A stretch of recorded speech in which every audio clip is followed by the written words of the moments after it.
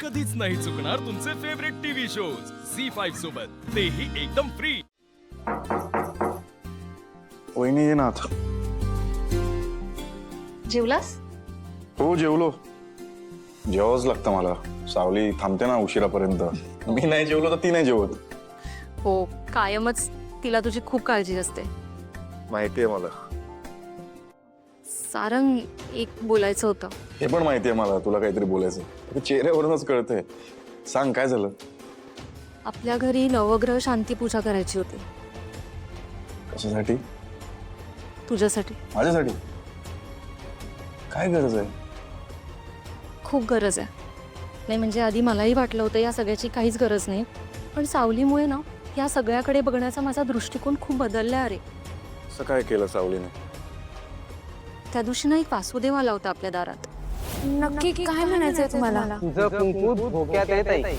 त्याने सांगितलं की तुझ्या जीवाला धोका आहे। हे ऐकून माझा विश्वासच बसला नाही आधी, पण त्या घरात एकालाच तुझी काळजी होती आणि ती म्हणजे सावली। हे ऐकल्यावर ताबडतोब जगन्नाथजींना तिने गाठलं। त्यांनी तुझी पत्रिका बघितली आणि त्यावर शिक्कामोर्तब केलं। सांगा ना काय आहे ते? सारंगच्या आयुष्याला धोका आहे। हे सगळं ऐकून सावली खूप घाबरली आणि यावर उपाय म्हणून जगन्नाथजींनी तिला खूप कठीण व्रत करायला सांगितलं। मला त्या व्रताबद्दल सांगा ना। मी सारंग सरांच्या दीर्घ आयुष्यासाठी काही करायला तयार आहे। हे व्रत खूप अवघड आहे।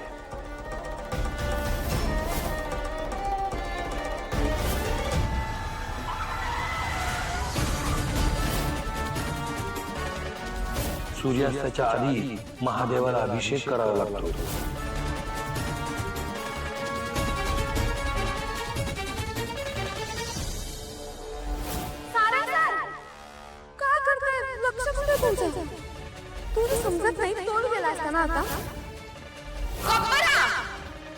प्रत्येक गोष्टीत तुम्हाला चेष्टा मस्करी सुचते का?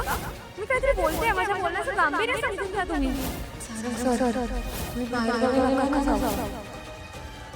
त्या बिचारीने खूप कष्टाने हे व्रत पूर्ण केलं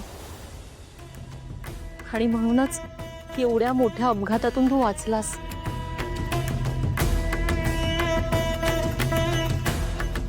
सारंग, श्रद्धा आणि प्रेमात खूप ताकद असते आणि सावलीमुळे या सगळ्या गोष्टींवर माझा पुन्हा एकदा विश्वास बसायला लागलाय। आणि म्हणूनच सांगते, प्लीज ही पूजा पार पाड, नकार नको देऊस। कारण तुझा विश्वास नसला तरी कुणाची तरी या सगळ्या मागे प्रचंड श्रद्धा आहे, एवढं लक्षात ठेव।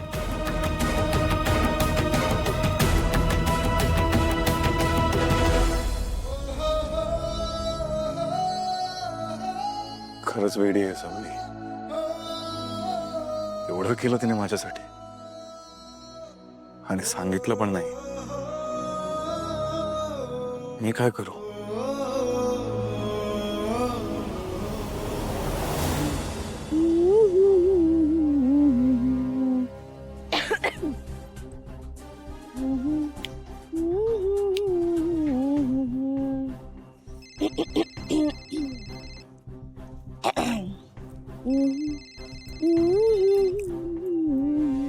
मम्मा, एक तरी सूर धड लागतोय का?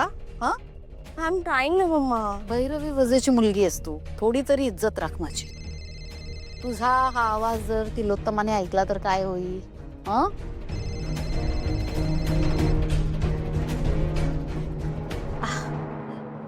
हाय तिलोत्तमा, बोल, कशी आहेस? अगदी मस्त, मजे। तू कशी आहेस? अगं खूप दिवसांनी घरात एक कार्य काढलंय। अरे वा, छान। घरात शुभ कार्य होत राहिलं पाहिजे, म्हणजे घरात कशी पॉझिटिव्ह एनर्जी राहते ना। पूजा ठेवली आहे खरं तर, आणि तू घरचीच आहेस ना, त्यामुळे मला असं वाटतं की या कार्यासाठी तू घरी यावंस। येशील ना? ऑफकोर्स तिलोत्तमा, तू बोलवशील आणि मी येणार नाही असं होईल का? असंही मला सारंगला बघायला यायचंच होतं। बरं झालं तू बोलवून घेतलंस, येऊ आम्ही नक्की। खरं तर सारंगसाठीच पूजा ठेवली आहे मी। हो का? चांगलंय, भेटूया आपण पूजेच्या दिवशी। ये ये, नक्की ये, मी वाट बघते। हा, चल बाय. आपण तिलोत्तम आंटीच्या घरी जाणार आहोत मम्मा. हो, पण त्यात एवढं एक्साइटेड होण्यासारखं काय? नाही ऍक्च्युली त्यांना ते कॉम्पिटिशनचं सांगता येईल ना आपल्याला म्हणून. ओ,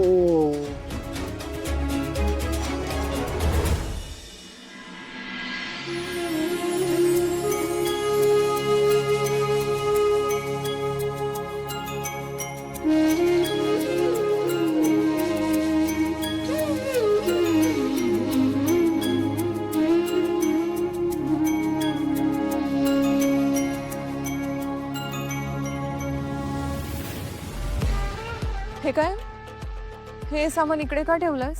डायनिंग टेबलवर ही जागा आहे ठेवायची. तिकडे आहे ना जागा. काय विचारते मी?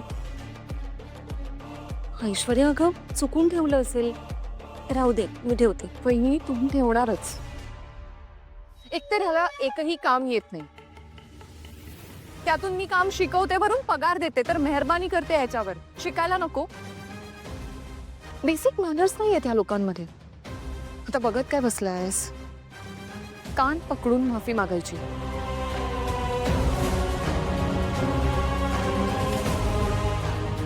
बोल. चुकी झाली, माफ करा.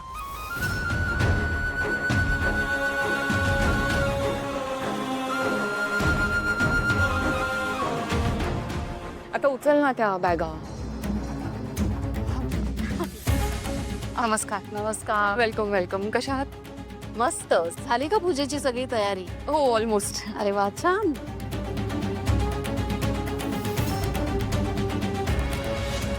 अरे सखदेव, तू इथे काय करतोयस?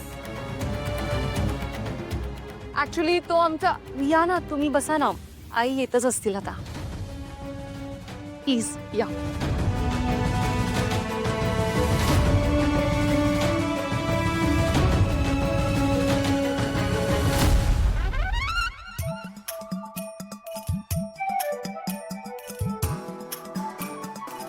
सांगतो, सोमदा प्रेमात पडला.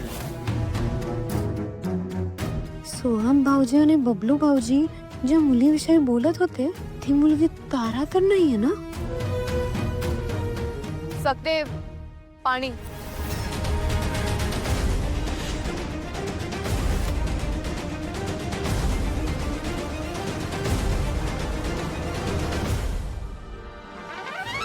तिलोत्तमा कुठे? नाही, मॉम रेडी होत आहेत, येतात. आम्हाला वाटलं आम्हाला उशीर झालाय.